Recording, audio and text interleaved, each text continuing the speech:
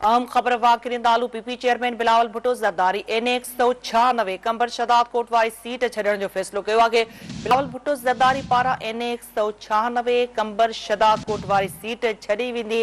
N 196 कंबर शदाद कोट ते आसफा भुट्टो ज़रदारी उम्मीदवार होंदी। अहम खबर वाकिरियूं पिया PP chairman Bilawal Bhutto Zardari N 196 कंबर शदाद कोट वारी सीट छॾण जो फ़ैसिलो कयो आहे।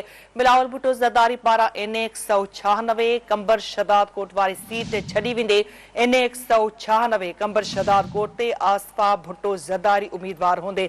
PP chairman Bilawal Bhutto Zardari N 196 कंबर शदाद कोट वारी सीट छॾण जो फ़ैसिलो कयो आहे। बिलावल भुट्टो ज़रदारी पारां एन 196 कंबर शदाद कोट वारी सीट छॾी वेंदी। एन 196 कंबर शदाद कोट ते आसफा भुट्टो ज़रदारी उम्मीदवार होंदे।